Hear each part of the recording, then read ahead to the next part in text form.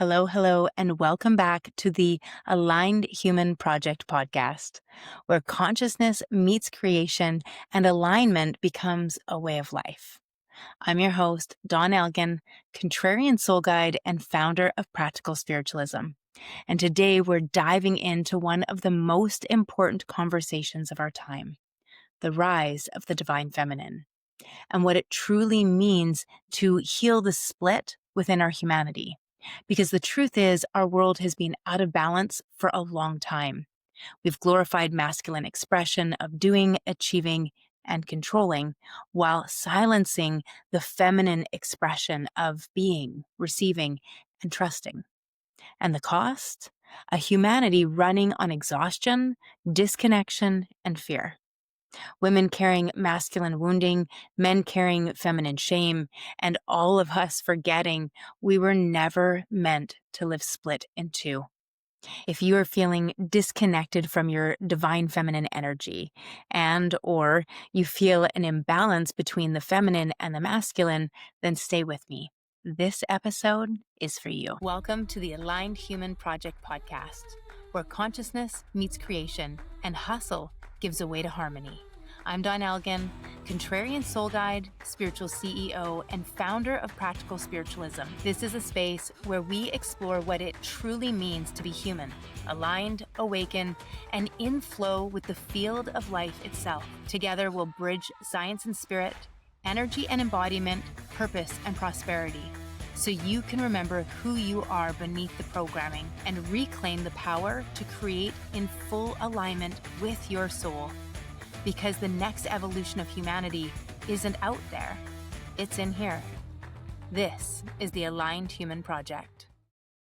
This isn't about gender. It's about energy, about the forces that shape every human life, every system, every creation. The divine feminine is not weak, emotional, or passive.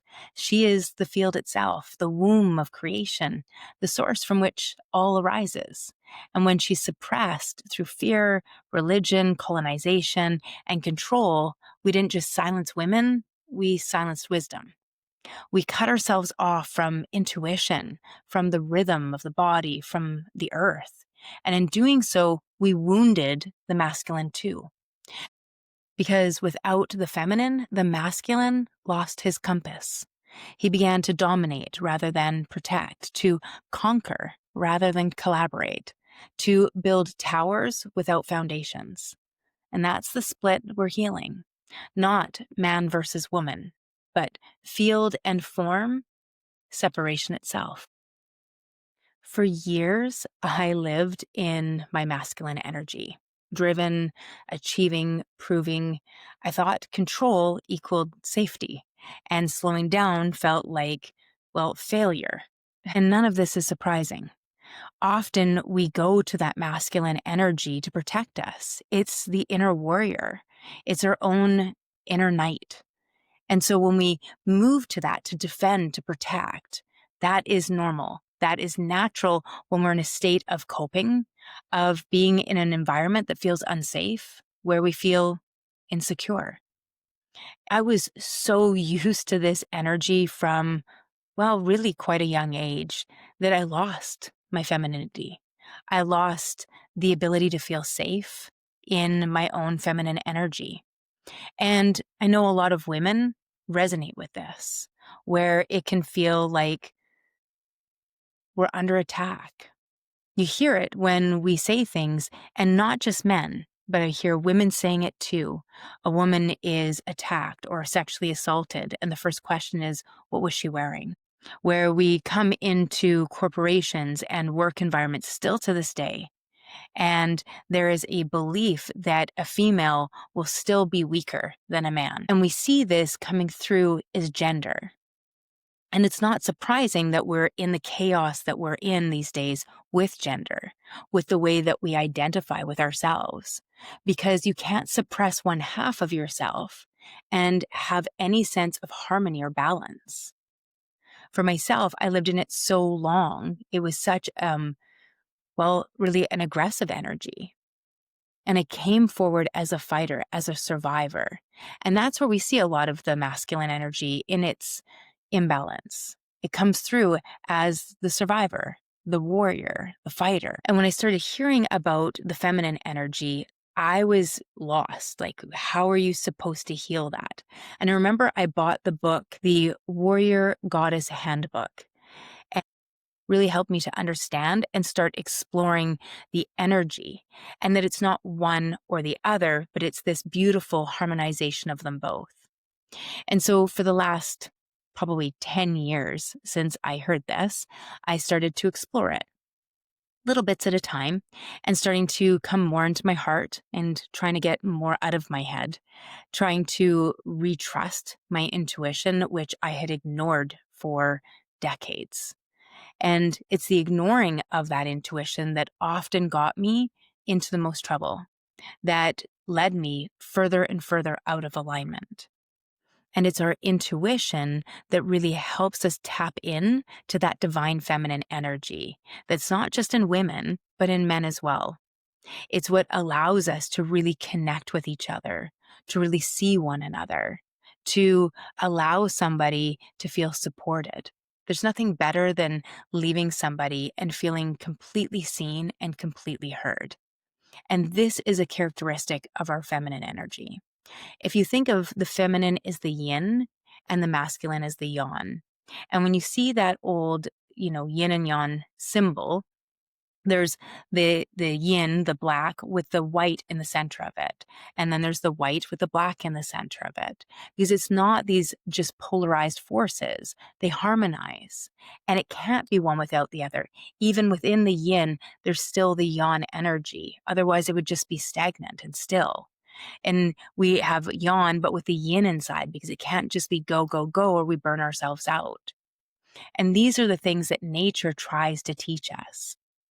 So about 10 years ago, I read this book and I began the journey of trying to explore and find the feminine energy within me long before I even grasped the concept of healing anything. And trying to figure out how to allow my warrior to come into a state of rest, that it didn't need to go. It wasn't bad by any means. It's absolutely necessary. But it's okay for there to be times that our feminine leads and our warrior has our back. It comes out when it needs to, but for the most part, our soldier gets to be at ease. So then about probably 3 years ago, I decided I was really going to embrace this. I really wanted to explore my feminine energy and to come more and more in connection with it. I'd found that after the accidents, my warrior was even more at play when I was out in public. So when I was at home, I was able to tap into that feminine energy and I was able to build that connection. But as soon as I would go out into the world, then my warrior would step forward, which was really trying to let me know I didn't feel safe. I didn't feel safe in the world and I did not feel safe enough to heal.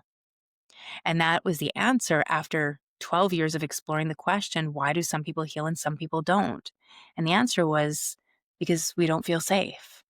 And so is it any wonder that our masculine energy is out of proportion? And without the harmonization of the divine feminine energy, we not only have the distortion of the masculine energy, but that's where patriarchy comes from.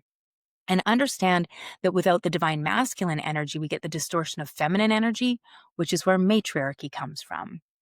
And in the process, in the harmonization of healing these energies, of harmonizing the divine feminine and the divine masculine, this is where we begin the process of collapsing patriarchy and matriarchy, to find the harmonization within ourselves so that we start projecting that harmonization into the world around us. Because remember, life isn't happening to us. It's happening through us. And so this is our opportunity to bring this forward. So 3 years ago, I think it was about 3 years ago, I started to explore this and I decided I was going to challenge myself every day to wear either a dress or a skirt. And that might seem crazy, but for me, it was a big deal. It was this exploration of myself. What does that feel like to wear skirts and dresses and be soft and playful? And so for me, it was this embodiment of the energy. And that was the beginning of me trying to find the safety within myself, to find the playfulness, to heal the inner child within myself. That was the beginning of my own reconciliation between the field and the form. In Field and Form, the 12 laws of co-creation, the feminine is woven through every single principle. She is the field, the unseen intelligence that births reality. She shows up as Law 1, conscious creation is constant. Her womb energy, birthing form through thought. In Law 5, alignment over control, her flow replaces the force. In Law 7, cycles, spirals, and seasons, her rhythm is restoring coherence. Law 8, unity of spirit and matter, her embodiment of divinity in the ordinary. The wounded world forgot these laws.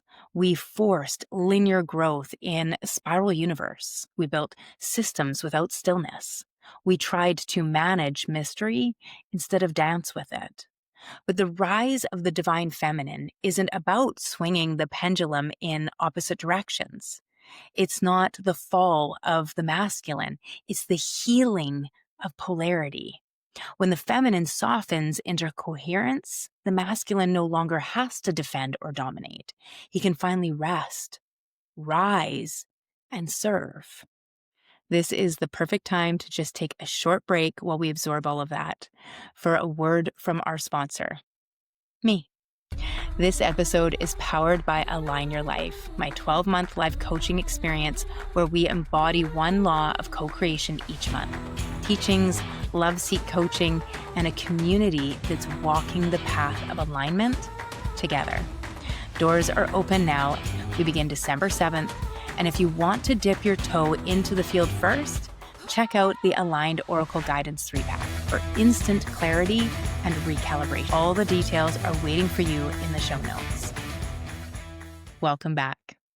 Let's bring this down from the ethers into real life, because the rise of the divine feminine isn't just cosmic concept, it's a daily practice. Here are the 12 ways to begin harmonizing her energy within you, drawn from Field and Form, the 12 laws of co-creation, the 12 ways to harmonize the divine feminine in all humans. Take what resonates, experiment, and feel your own rhythm awaken. So first is create consciously. Remember, conscious creation is constant. You're always creating through thought, through language, through energy. Every word you speak is a seed in the field. So the practice, before sending an email, posting online, or walking into a meeting, pause. Ask, what energy am I transmitting? Take one slow breath and bless your intention before you move. A journal prompt, what am I unconsciously creating with my current thoughts or tone? And the mantra would be, everything I touch is born from love. 2, cultivate inner safety. The feminine blooms where the nervous system feels safe. You cannot soften if your body believes it's in danger. So regulation is devotion. The practice, hand on heart, inhale for 4, hold for 4, exhale for 8, and then whisper, I am safe to receive. Do this before difficult conversations or creative work. And your journal prompt, where do I still equate safety with control? And the mantra, my inner field sets the tone for my world. Now 3, return to the body. Presence equals power. The feminine lives in sensation, in pulse, in breath. When you leave your body, you leave your power. So the practice, throughout the day, bring awareness to your feet or your hips. Feel your weight supported by the earth. And this grounds your frequency instantly. Your journal prompt, what sensations signal that I'm fully present in my body? And the mantra, I am home in my body, and that is enough. Now, 4, choose to nurture over numbness. Choice is participation. Numbness is the nervous system's way of saying I've carried too much for too long. Every conscious act of care is an act of revolution. Your practice, when you reach for your phone or your caffeine out of habit, pause and ask, what would love choose for me right now? Then actually follow that wisdom. Your journal prompt, what small daily choices could shift me from depletion to nourishment? And the mantra, every choice is a prayer. I choose to nurture. Law 5. Surrender into trust. Alignment over control. Control contracts the field. Trust expands it. Letting go isn't passive. It's participation in life's higher intelligence. So the practice, exhale fully and ask out loud, where am I gripping? Then visualize that area just softening, unclenching, releasing. And then end with the phrase, show me a better way. Your journal prompt, what's one area of my life I could let unfold instead of forcing? And the mantra, I trust life more than my fear. Law 6, reclaim your sacred yes and no. Radical self-responsibility equals sovereignty. The harmonized feminine doesn't overgive. She lives in integrity with her energy. So the practice, before saying yes, check with your body. Does it tighten or does it open? If it contracts, the answer is no, even if your mind wants to argue. In the journal prompt, where am I betraying my truth to avoid disappointment? And the mantra, boundaries are my devotion. Law 7, honor cycles and seasons. Nothing is lost. Everything transforms. You are nature. You are not meant to produce constantly. So the practice, track your energy for 1 month and notice your peaks and your valleys. Plan rest days, not as weakness, but as sacred integration. And the journal prompt, what season of life am I in? Planting, blooming, harvesting, or resting? And the mantra is, I move in sacred rhythm with life. 8. Worship the mundane. Unity of spirit and matter. The divine feminine sanctifies the ordinary. She doesn't need incense or robes. She needs presence. Practice. Pick one daily act like washing your hands or making tea and turn it into a ritual. Breathe, bless, and just be there.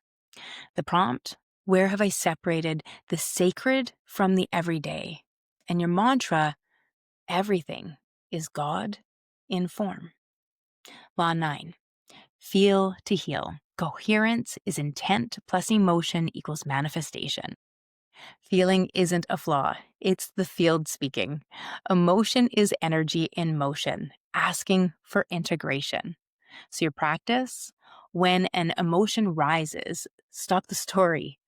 Breathe it through your body, down your spine and out your feet until it softens. Don't think about it. Feel it into completion. The prompt, what emotion have I been avoiding that might be holding my energy hostage? And the mantra, feeling is my superpower. Now, law 10, lead with love. Service amplifies creation. Love multiplies energy. Obligation drains it. The harmonized feminine gives from overflow, not depletion. So the practice, ask, does this act expand or exhaust me? And serve from the overflow of your fullness, not from guilt. The journal prompt, how can my gifts serve without self-abandonment? And the mantra, I serve from my wholeness. Now, law 11, embrace paradox. The law of paradox. The feminine is both the storm and the stillness. Harmony doesn't erase polarity, it holds it tenderly. So the practice, inhale, I receive. Exhale, I release. Then feel both happening simultaneously. That's coherence. Your journal prompt, where do I still believe I have to choose between opposites? And the mantra, I am the storm and the stillness. Law 12, surrendering into grace. Grace and guidance are cofactors. Grace moves where effort cannot. When you rest, you open the channel for divine intelligence to work through you. So you practice, sit quietly with open palms. Say, I allow grace to move where my effort cannot. And notice what sensations, insights arise from that stillness. The journal prompt: where could grace support me more than striving? And the mantra: grace moves through me effortlessly. When we each soften the inner feminine into coherence, the masculine within us no longer has to control, to compete, or to prove. He can rest, serve, and protect what truly matters. This is how patriarchy and matriarchy dissolve, not through war, but through remembrance. When the two dance as one, we birth a new world, a world where harmony heals and alignment leads. Alignment isn't a destination, it's a practice. Keep pausing, keep feeling, and keep aligning. And remember, you are the field. You shape the form. You are not here to fix yourself. You are here to remember yourself. Because when you align with your truth, everything else begins to align with you. If this episode sparked something inside you, hit follow or subscribe and share it with someone walking their own path of awakening. And if you're ready to go deeper, you'll find free resources, programs, and community spaces waiting for you at practicalspiritualismco.com. Remember, alignment isn't a place you reach. It's a practice you live. So keep pausing, keep feeling, keep aligning. You are the field. You shape the form.